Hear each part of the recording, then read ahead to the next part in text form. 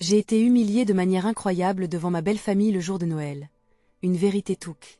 Jean, cet ouvrier humble et dévoué, se tenait là, le cœur lourd, devant la grande maison de son beau-père. Ce soir-là, il devait fêter Noël, mais l'air festif qui l'entourait lui semblait étrangement lourd. Les éclats de rire fusaient autour de lui, mais chaque note résonnait comme une moquerie sournoise. Lui, père de 2 enfants, avait sacrifié tant de choses pour leur offrir une vie meilleure, jonglant entre son travail à l'usine et ses petits boulots de jardinage. Il éprouvait une fierté immense pour ses origines ouvrières et ses valeurs de dignité et de respect. Mais ce Noël, tout cela semblait si loin point à peine entré dans la pièce, il s'était senti comme un intrus.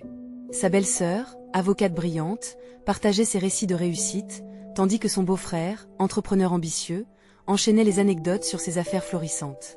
Jean tentait de s'impliquer, de sourire, mais il avait l'impression de porter un costume trop grand, un costume plein de défauts qui se moquait de lui.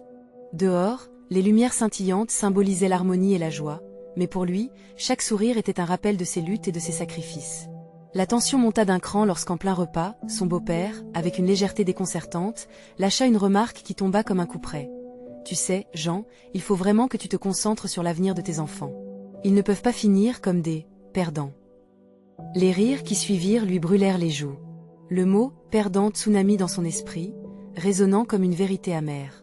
Sa poitrine se serra alors qu'il revivait des souvenirs d'efforts, de nuits blanches passées à craindre pour l'avenir. Avant de continuer, je dois vous avertir de quelque chose d'important qui se passe. YouTube a fait des changements dans le système et beaucoup de personnes perdent les notifications des chaînes qu'elles suivent. Si vous aimez le contenu, cliquez sur la clochette et marquez « Toutes les notifications » pour ne pas rater les prochaines vidéos. Et si vous pouvez laisser un like, ça m'aide énormément avec la portée sérieusement. Ça fait la différence. Ah, dites-moi dans les commentaires d'où vous regardez. J'ai toujours la curiosité de savoir qui est de l'autre côté de l'écran. Maintenant continuons. Jean, piégé dans cet abîme d'humiliation, sentait la tempête monter en lui. Que faire? Garder le silence et encaisser, comme un bon ouvrier, ou défendre sa dignité, risquant ainsi de mettre à mal l'harmonie familiale? Ses pensées tourbillonnaient. À travers les rires et les conversations, il perçut, malgré tout, un regard compatissant de sa belle-sœur. Elle connaissait ses sacrifices, elle voyait l'homme au-delà de l'ouvrier point soudain, dans une impulsion désespérée, il se leva. Il décida de parler, de partager son histoire, celle de l'amour qu'il portait à ses enfants et des luttes qu'il avait endurées. Le silence glacial qui s'installa à la table le poussa à aller plus loin. Maintenant, plus que jamais, il devait se battre pour sa propre dignité. Mais face à la réaction explosive de sa belle-sœur, il comprit que la confrontation qui se profilait était inévitable. En cet instant, dans la brume de Noël, il savait que tout pourrait basculer. Est-ce que l'amour familial pouvait vraiment surpasser le mépris des préjugés? Jean se tenait debout, le cœur battant la chamade, se demandant s'il avait vraiment pris la bonne décision. Les regards se fixèrent sur lui, une mer d'incrédulité mêlée de jugement. Le calme de la pièce était palpable, chaque respiration, chaque battement de cœur devenait une épreuve. Il fallait qu'il parle, qu'il fasse entendre sa voix. Vous n'avez aucune idée de ce que c'est de se battre chaque jour. Sa voix tremblait, étreinte par l'émotion. Je ne cherche pas pitié, juste un peu de respect. Mes enfants ne seront jamais des perdants. Ils sont le fruit de mon travail acharné, le meilleur de moi-même. À mesure que les mots sortaient, il se sentait à la fois vulnérable et puissant. Sa belle-sœur, qui avait eu un regard compatissant, prit lentement la parole. Jean, je comprends. Nous ne voulions pas te blesser. C'est juste que nous sommes préoccupés. Preoccups? Rétorqua Jean, le ton tranchant. Préoccupé par quoi? Mon compte en banque? Les murmures autour de la table chuchotaient des mots secrets. L'atmosphère se détendit légèrement, mais le malaise restait. Le beau-frère leva les mains en signe de paix. Écoute, Jean, je m'excuse si mes remarques ont été dures. Ce n'était pas mon intention. Mais, pourquoi ne pas envisager des solutions ensemble? Jean avait envie de fuir, de sortir sur le palier, de respirer l'air frais et lumineux de Noël. Mais cette impulsion de départ fut rapidement troquée pour le courage et la fierté. Vous parlez de solutions, mais vous ne savez même pas ce que c'est et que de vivre le quotidien dans la précarité. La conversation bifurqua, passant de la tension à une introspection collective. Sa belle-sœur, saisissant son verre de vin, le leva en témoin. D'accord, faisons un deal. J'y aimerais vraiment comprendre, non seulement pour moi, mais pour mes enfants aussi. Elle lui parla de ses combats, ceux qui la forçaient à travailler des heures supplémentaires, à jongler entre sa carrière et sa famille. Petit à petit, Jean commença à percevoir des éclats de vérité derrière leur façade. Ce n'était pas simplement une question d'argent ou de statut, mais une quête des identités partagées, une lutte pour se prouver à soi-même et aux autres. Et la soirée continua, mais pas comme prévu. Des récits de lutte parallèles et des aspirations se mêlèrent aux éclats de rire, et Jean se surprit même à sourire en écoutant des projets. Les craintes obscures qui l'avaient accompagné toute la soirée commencèrent à s'évanouir, remplacées par un meilleur sentiment de compréhension.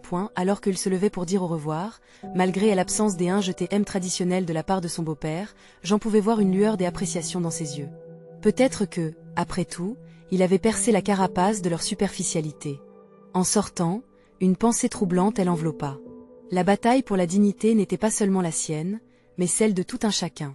Où s'arrête le jugement et où commence l'empathie? La question le taraudait, comme une réverbération. Il était sûr d'une chose, il ne permettrait plus jamais que on le qualifie de perdant. Mais la route à venir serait semée d'embûches. La nuit était claire, mélancolie et espoir se mêlant au froid hivernal. Alors qu'il montait dans la voiture, il se demanda quel serait le prochain défi qu'il devrait relever pour prouver à sa famille qu'il était digne de leur respect et de leur amour. Lorsque Jean prit le volant, l'air gelé de la nuit pénétra dans l'habitacle. Ses pensées tourbillonnaient, percuté par le récent échange.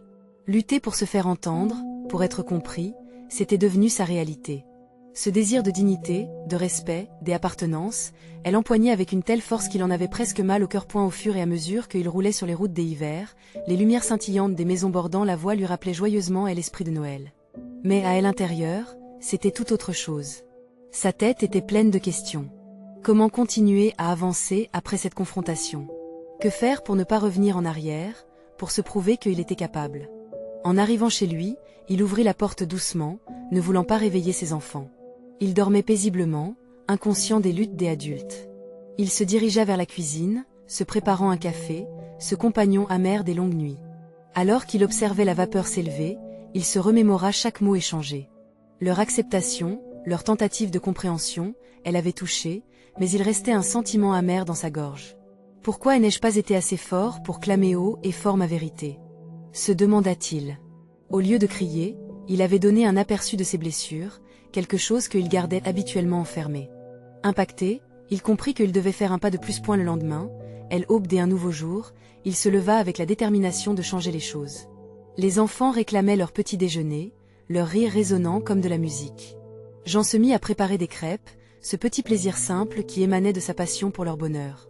C'était dans ces instants qu'il se sentait vraiment vivant, loin des préoccupations de la vie adulte. Après le petit déjeuner, il emmena les enfants au parc pour profiter de la neige. Tandis qu'il courait et jouait, son cœur se remplit d'une chaleur qu'aucune critique ne pouvait éteindre. À chaque éclat de rire il se disait « C'est ici que je trouve ma force. C'est pour eux que je me bats. » Mais à l'idée de revoir sa belle famille, l'angoissait. Que allait-il leur dire? Comment allier leurs préoccupations et ses propres défis? Assis sur un banc du parc, regardant ses enfants s'ébattre, il comprit qu'il devait être honnête.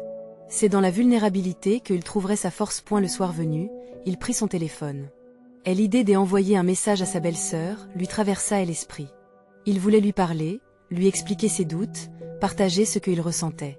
Peut-être qu'en partageant ma réalité, je les aiderai à voir que ce n'est pas juste une question d'argent, mais d'espoir et de dignité, pensa-t-il. D'un geste tremblant, il écrivit. Je voudrais partager, encore. Ce que ressentent mes enfants compte autant que mes craintes. Alors qu'il attendait une réponse, son cœur battait la chamade. Allait-elle comprendre? En retour, un message simple mais fort arriva. Quand veux-tu discuter? Je suis là pour toi.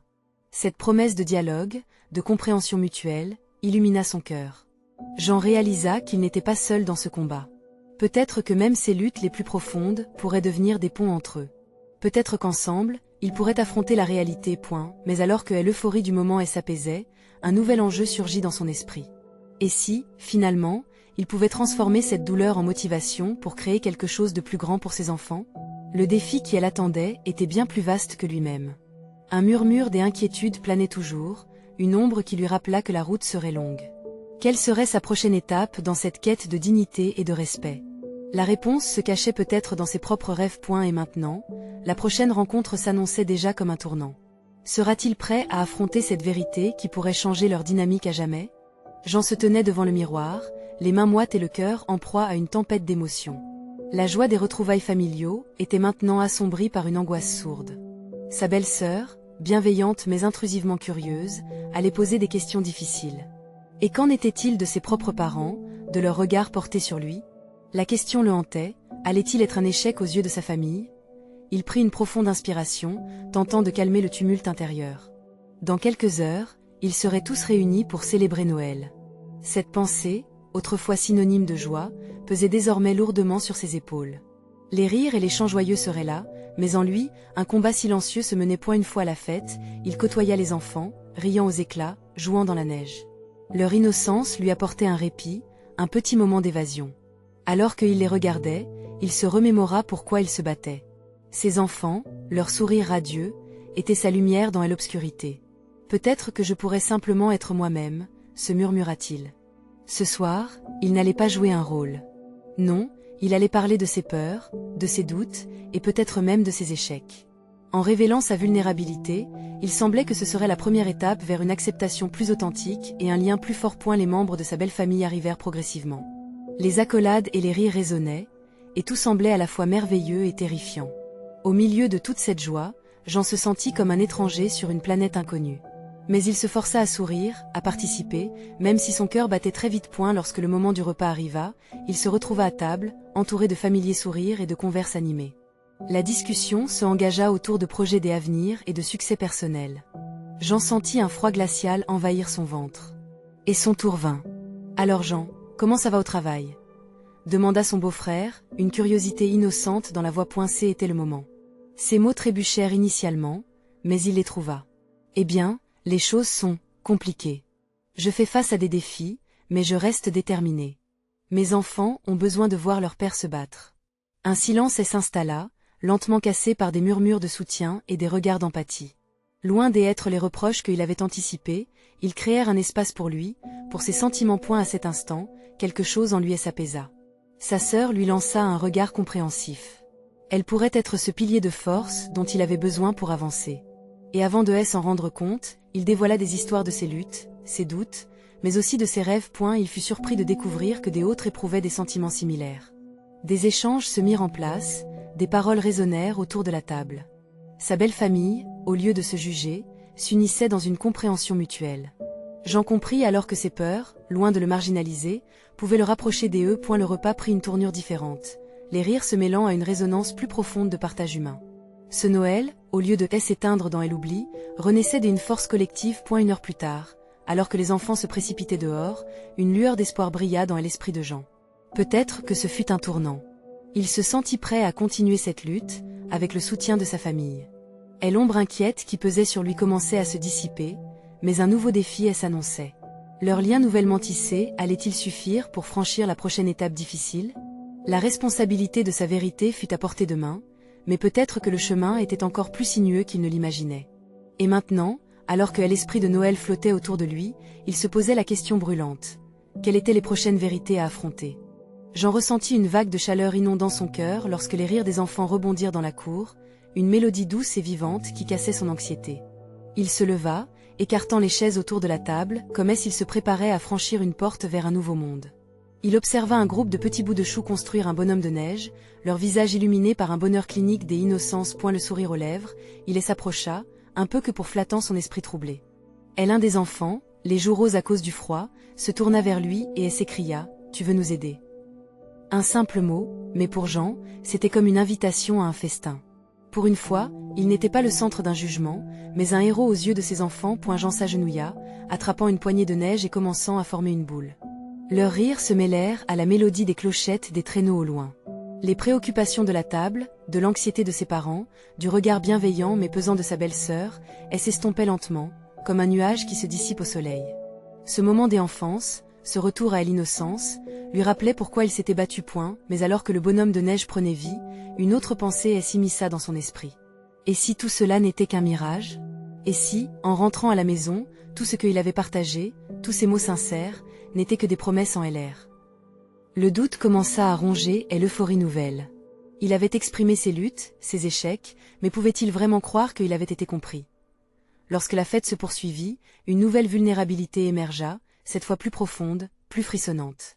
Jean chercha le regard de sa sœur, celui qui l'avait encouragé à parler, à se montrer tel qu'il était. Mais là, au milieu de l'agitation, elle semblait absorbée par une conversation avec sa mère, le visage grave. Une ombre de préoccupation, elle s'écarta en rencontrant le visage de Jean. Cela le déstabilisa, son souffle devint précipité. Que pouvait-elle bien lui dire pour que ses traits soient si marqués, si anxieux? Puis, tout à coup, son beau-frère, à la manière d'un orateur, se leva pour faire un toast. L'ambiance festive se chargea d'une tension inexprimée. À Jean. Pour sa force et ses défis, qu'il les surmonte et nos espoirs soient avec lui. Un ton d'admiration, mais aussi de pression. Jean se sentait à nouveau exposé, la lumière braquée sur lui comme un jeune acteur sur une scène. Était-ce bien ce qu'il voulait partager? La tension monta dans son estomac. « Merci », commença-t-il, sa voix tremblante trahissant sa nervosité. N'était-ce pas censé être une soirée de joie? Pourquoi ces démons ressurgissaient-ils quand il pensait que tout allait mieux? Je mets tout en œuvre pour mes enfants, pour ne pas devenir un échec. Mais je crains de ne pas être à la hauteur. Un murmure parcourut la pièce, un moment de flottement, avant qu'encore une fois, sa sœur ne lui lance ce regard compréhensif. Il lança un regard furtif à ses parents. Leur inquiétude était palpable, mais il remarqua quelque chose d'autre. Une volonté de le voir se relever point alors que le toast se poursuivait, j'en sus que la route demeurait sinueuse. Il ressentait un mélange d'appréhension et d'espoir. Il avait dévoilé une part de son âme, mais cette vulnérabilité le rapprochait-elle réellement des siens? Un silence lourd plana alors, laissant à l'espace ouvert à la délivrance ou à l'écroulement. Elle se leva lentement après le toast, regardant son beau-frère, puis sa sœur, et enfin le groupe autour de lui. Il avait besoin de prendre une décision. Comment pourrait-il réellement avancer sans affronter les vérités plus sombres de son cœur? À quoi ressemblerait l'avenir s'il ne les confrontait pas maintenant? Quelles seraient les prochaines étapes pour se libérer des chaînes qui l'entravaient encore? Alors que la fête continua autour de lui, Jean s'interrogea. Le moment de vérité était-il enfin arrivé ou devait-il encore creuser plus profond? Jean se leva, le cœur battant, le regard hésitant. Les rires et les chants qui l'entouraient semblaient à la fois joyeux et lointains, comme une mélodie jouée sur un vieux piano, un son lointain auquel il ne savait plus se mêler. Les enfants continuaient de s'amuser, ignorant le tourbillon de pensées qui envahissait son esprit. Il se sentait pris au piège dans un labyrinthe de doutes. Elle tourna son regard vers sa sœur, espérant lire dans ses yeux un signe d'encouragement. Mais elle était trop concentrée sur sa mère, leur visage échappant à la gaieté ambiante, leur voix chuchotée trahissant une gravité inappropriée pour une telle occasion. Jean se mit à se demander si le fardeau qu'il portait était aussi visible que son propre reflet dans le miroir brisé de ses émotions. L'air frais de l'hiver semblait soudainement s'engouffrer dans son esprit. Il savait qu'il ne pouvait plus rester silencieux.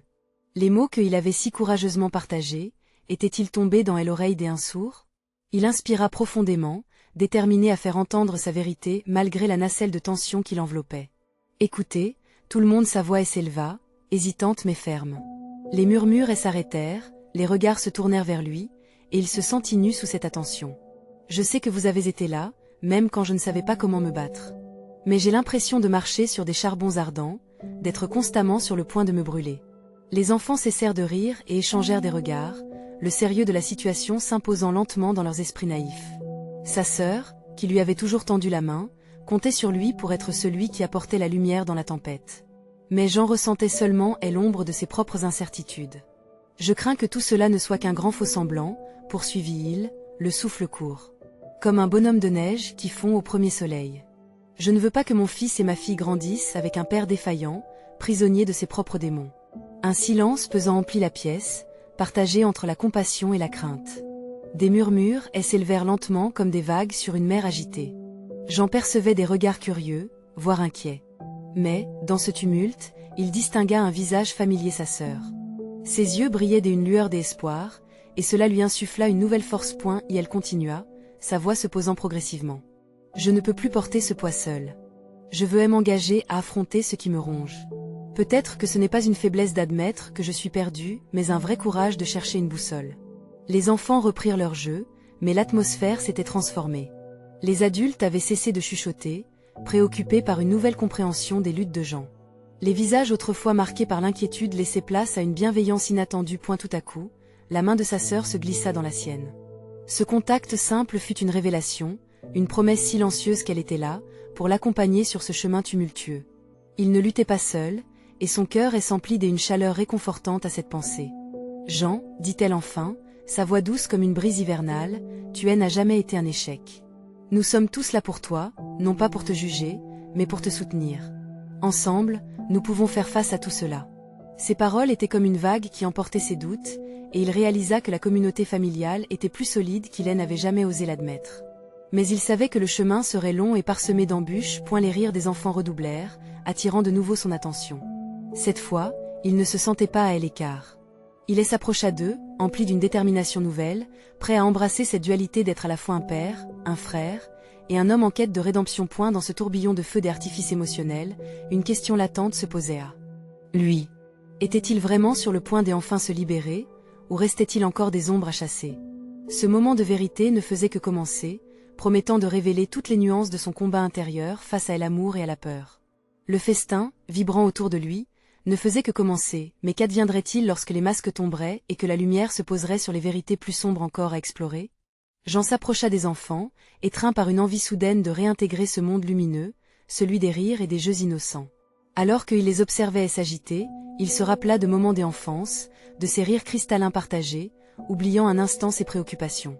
Les rituels, les traditions de Noël, tout cela était chargé de promesses et d'espoir. Une petite fille, aux cheveux bruns et bouclés, l'interpella. « Tu veux jouer avec nous, tonton Jean ?» Son sourire lumineux était comme un phare dans la nuit, et Jean ne pouvait pas résister à son appel. Il se laissa happer par leur jeu, courant après eux, riant des petites taquineries. Mais le plaisir était teinté d'un malaise sous-jacent. Chaque éclat de rire semblait porter le poids de ses angoisses inexprimées. Un peu plus tard, il se retrouva au milieu des adultes, partageant un verre avec sa sœur et sa mère. Leurs visages encore marqués par les derniers échos de leur discussion l'avaient profondément touché. « Tu as été si courageux, Jean », murmura sa mère, fierté dans les yeux. Elle avait toujours su trouver les mots justes, et cet encouragement renforçait sa détermination à avancer. Mais la joie du moment fut interrompue lorsqu'un silence lourd s'installa à table. Paul, le mari de sa cousine, avait une drôle de manière de susciter les conversations. « Alors, Jean, toujours à l'écart de tout ?» lança-t-il, un sourire goguenard sur les lèvres. Les rires gênés des autres confirmèrent que le défi était lancé. Jean sentit le sang lui monter aux joues, la chaleur de l'humiliation qui le saisissait. Ce sourire pétrifiant de Paul était comme une flamme sur la paille de ses insécurités. Il se rappela les critiques, les doutes qu'il avait toujours portés. Mais au lieu de reculer, une force inédite émergea en lui. Il croisa les yeux de sa sœur, et ce fut le déclic. « Je ne suis pas parfait, commença-t-il, mais je grandis. Je ne suis pas ici pour jouer un rôle, ni pour plaire à quiconque sauf à mes enfants. » Le regard des convives, des abords surpris, commença peu à peu à changer. Jean se sentait soutenu par cette vague de compréhension, d'empathie qui l'entourait, rendant son affrontement plus doux. « Paul, je refuse d'être ce que tu attends de moi. Cet homme que tu crois connaître. Je fais face à mes démons, et je les combats chaque jour. Et je peux vous assurer que c'est un combat de la première heure. » Il était en train d'ériger une muraille autour de son cœur, derrière laquelle il cachait sa douleur. Mais en même temps, il se savait prêt à affronter cette bruine de doute. Sa voix s'élevait, plus forte, carré. Soudain, il lui sembla que tout changeait autour de lui. Les rires s'évanouirent pour laisser place à une concentration palpable. Ses mots résonnaient, et il pouvait voir des visages s'éclairer. Même ceux qui avaient ri timidement prenaient un entrebâillement d'admiration. Peut-être que ces mots trouvaient écho, que sa vérité résonnait. « Je veux être un père qui inspire mes enfants, pas un homme défaillant. Je ne vais pas m'excuser pour mes luttes, parce qu'elles font partie de moi. Je suis ici, présent, et je vais me battre pour ma famille. » C'est cela, la vraie force, non? Il se sentait comme un héros du jour, non pas parce qu'il avait remporté une bataille, mais parce qu'il avait eu le courage de révéler ses plus grandes faiblesses. Un murmure de consternation puis de respect se propagea chez les adultes, mais l'attention s'était déplacée vers Jean, et il en goûtait chaque seconde. Cet instant de vérité lui semblait presque magique. Mais au fond, il savait qu'à mesure que le festin avançait, ses propres démons ne seraient pas loin. Chaque sourire qu'il distribuait cachait un frisson, un écho de ses combats intérieurs. Alors qu'il levait son verre, prêt à célébrer ce moment de renouveau, une pensée troublante l'effleura. À quel prix cette renaissance serait-elle possible? Quels étaient véritablement ces démons qu'il avait tant de mal à apprivoiser? Le festin continuait, joyeux, vibrant, mais les vérités à dévoiler, elles, menaçaient de faire surface. Jean en avait conscience, mais il avait également cette étincelle d'espoir. Où mènerait ce chemin? Alors que le festin battait son plein, Jean se sentait partagé entre l'excitation des échanges amicaux et la lourdeur de ses pensées. Il avait soulevé le voile sur ses démons, mais derrière ce geste courageux se dessinait une ombre persistante. Ses pensées se tournaient comme un vent tourbillonnant dans sa tête, inondant chaque recoin de sa conscience avec de vieilles peurs. Et elle prit un moment pour s'éloigner de la table, se dirigeant vers un balcon qui surplombait le jardin illuminé par les guirlandes de Noël. L'air froid de la nuit lui fouettait le visage, offrant une pause bienfaisante. Le calme de la nuit contrastait avec l'animation à elle intérieure, et il trouva là un espace pour respirer. Cependant, même les étoiles scintillantes, témoins muets de tant de luttes humaines, ne purent apaiser son cœur. Il s'accota contre la rambarde, laissant son regard se perdre dans l'immensité du ciel, sentant le poids du monde sur ses épaules. « Je ne suis pas sûr d'y arriver », murmura-t-il pour lui-même, sa voix se mêlant au souffle du vent. Ces mots, bien que chuchotés, résonnaient comme un cri de désespoir. Jean avait cru qu'en affrontant ses peurs, il pourrait enfin s'en libérer, mais la réalité était tout autre. Ce qu'il avait dit à table était vrai. Il ne voulait pas abandonner, mais chaque pas en avant semblait vouloir l'enfoncer plus profondément. Les rires des enfants qui jouaient encore à l'intérieur le tirèrent de ses réflexions. Dans cet instant magique, il se replongea dans leur joie, une joie qu'il avait peur de gâcher. Mais plus que tout, il craignait que cette étincelle d'espoir ne soit qu'un mirage, un faux pas sur la route de son rétablissement. Il retourna à l'intérieur, décidant de participer à cette gaieté. La petite fille aux cheveux bouclés survint à lui, son sourire inébranlable et lumineux comme une lampe dans une pièce sombre. Elle lui prit la main. « Tu joues avec nous maintenant, tonton Jean ?» Ce simple geste, cette innocence brute, lui apportait une chaleur inattendue. En regardant son visage, il ne pouvait s'empêcher de ressentir qu'il avait un rôle à jouer dans cette histoire. « Bien sûr. Que est-ce que vous avez prévu ?» La question sortit de sa bouche, teintée d'une légèreté que, lui-même, ne s'était pas cru capable de retrouver. Ils commencèrent à jouer un jeu de société éparpillé sur la table, entouré par les rires des adultes qui, peu à peu, avaient repris le cours de leur animation, hallucinés par le spectacle du bonheur enfantin. Jean se laissa emporter, prenant part à l'énergie contagieuse des enfants, oubliant à un instant ses propres incertitudes. Soudain, une voix familière s'éleva au-dessus du brouhaha, douce, mais ferme. « Jean, tu ne veux pas prendre un moment pour nous parler ?» C'était sa sœur, une lueur d'inquiétude dans les yeux. Instinctivement, il se figea, le poids des mots pesant à nouveau sur sa poitrine. Cette voix familière était à la fois un réconfort et une menace. « Peut-être que ce n'est pas le bon moment, » lui répondit-il, la voix tremblante, cherchant à ignorer l'appel du cœur qui battait de plus en plus fort. Mais sa sœur insista doucement. « Nous devons en parler, Jean. Ne fuis pas. Ce n'est pas qu'un jeu. » Le sourire des enfants, les cris de joie s'estompaient peu à peu au fond de son esprit, remplacés par une lutte intérieure grandissante. Il savait que cette conversation l'attendait, qu'il ne pourrait pas toujours fuir. Un frisson le traversa. Au fond de lui, une question persistait. Était-il vraiment prêt à se libérer de ses chaînes ou préférait-il rester en sécurité dans l'ombre de ses craintes? Jean lâcha un soupir, prenant conscience que chaque choix qu'il avait fait jusqu'à présent, avait conduit à ce moment crucial. Ce n'était qu'un jeu pour certains, mais pour lui, c'était une chance de se révéler. Il serra les poings, prêt à affronter ce qui venait. La nuit n'était pas encore terminée, point que lui réservait cette confrontation. Une vérité amère ou un soulagement. Inattendu? Seul l'avenir pourrait lui donner cette réponse. Jean se retourna vers sa sœur, le cœur battant. Elle l'observait avec une telle intensité que cela le rendait nerveux. Ils étaient dans une bulle de lumière, entourés par les rires et les cris du jeu, mais lui se sentait en dehors de tout cela. « Ok, allons-y », finit-il par dire, le regard fuyant. Il savait qu'elle se souciait de lui, mais le poids de son histoire était encore trop lourd à porter. Ils trouvèrent un coin tranquille du salon, loin des yeux curieux. La chaleur réconfortante de la pièce leur isolait du froid extérieur, mais une tension palpable demeurait. « Jean, je vois que tu te bats, depuis un moment déjà », commença-t-elle, sa voix douce mais ferme. « Tu n'es pas obligé de tout gérer tout seul. Je suis là pour toi. » Il secoua la tête, les mots bloqués dans sa gorge. « Je ne veux pas être un fardeau. Tu as déjà tant de choses à gérer. » Sa sœur s'approcha encore, prenant une grande inspiration. « E-coat.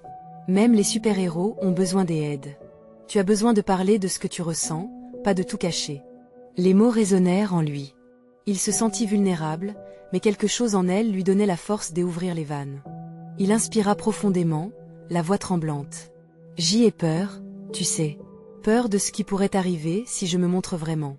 Quand je suis avec les enfants, tout va bien, mais quand je regarde dans le miroir, je ne sais pas qui je vois. » Un silence lourd planait entre eux, comme s'il venait de lâcher un secret lourd de conséquences. « Mais ce que je sais, c'est que ce n'est pas ce que tu es vraiment. Ce n'est qu'une partie de toi, celle que tu as appris à être pour te protéger. » Elle marqua une pause, cherchant les mots justes pour apporter du réconfort. Nous avons tous nos luttes, Jean. La seule façon d'y avancer est de les reconnaître. Si tu ne fais pas ça, tu vivras toujours dans l'ombre. Il la regardait, le visage empreint de mélancolie. Cette lucidité qui, pour lui, semblait si lointaine, maintenant lui apparaissait comme une lueur d'espoir. « Et si je n'y arrive pas ?» demanda-t-il, presque en chuchotant. « Et si je faisais sombrer tout le monde autour de moi ?» Parfois, on doit faire face aux tempêtes pour voir le soleil à nouveau. Je crois en toi, Jean, même quand tu t'es en sens incapable. Une larme silencieuse dévalait sa joue alors qu'il se sentait démuni, mais à la fois libéré. Chaque mot de sa sœur lui apportait un peu plus de lumière, dissipant l'ombre qui pesait sur son cœur. Il se tenait là, plus nu qu'il ne l'avait jamais été, mais étrangement, un sentiment de pouvoir l'envahissait. « Est-ce que je suis vraiment prêt ?» pensa-t-il, sa respiration plus profonde, plus stable. La promesse d'une vie sans masque commençait à lui apparaître point, mais à cet instant de révélation, un bruit distrayant émana des autres pièces. Des enfants riant et jouant, mais aussi des voix adultes qui s'élevaient. Un désaccord, une dispute. « Jean, je sais que c'est difficile, mais il va falloir être fort maintenant. Il faut que tu affrontes cette journée avec tout ce qu'elle a à offrir, bonne ou mauvaise, » dit sa sœur, lève le regard vers la foule avec un mélange d'appréhension et de détermination. Jean hocha la tête, conscient que le chemin serait semé d'embûches, mais il était prêt à affronter ses peurs, à donner le meilleur de lui-même. Le festin n'était pas terminé, et chaque moment était une opportunité de changer la narration de son histoire. Alors qu'il se dirigeait à nouveau vers le salon, une élégance nouvelle dans sa démarche, il se sentait à la fois nerveux et déterminé. Quelle serait la prochaine révélation? Que se passerait-il s'il décidait de vraiment s'exposer? La soirée ne tarda pas à avancer, pleine de mystères à résoudre. Cette nuit de Noël allait-elle transformer sa vie, ou serait-elle un autre chapitre douloureux de son passé? Les réponses se cachent peut-être dans la lumière des guirlandes, ou dans les regards des gens qui l'entourent.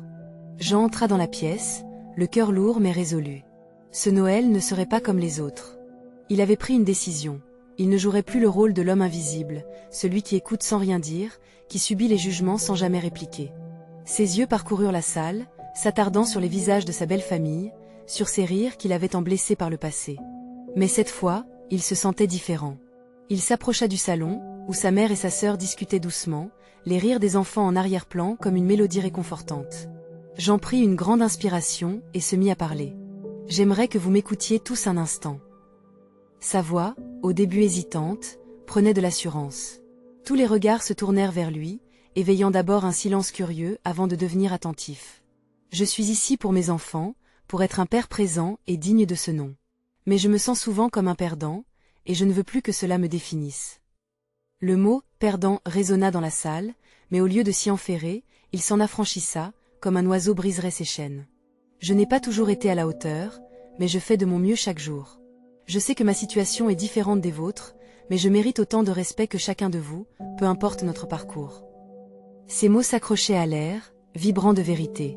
Il sentait un changement, un souffle nouveau se lever, comme si ces paroles ouvraient une brèche dans le mur invisible entre lui et sa famille. Il leur racontait ses luttes, ses craintes, mais aussi ses rêves pour ses enfants, leur avenir. Chaque mot était un pas en avant, chaque silence autour de lui un soutien silencieux. Ses enfants, à l'extérieur dans la neige, jouaient à construire leur bonheur.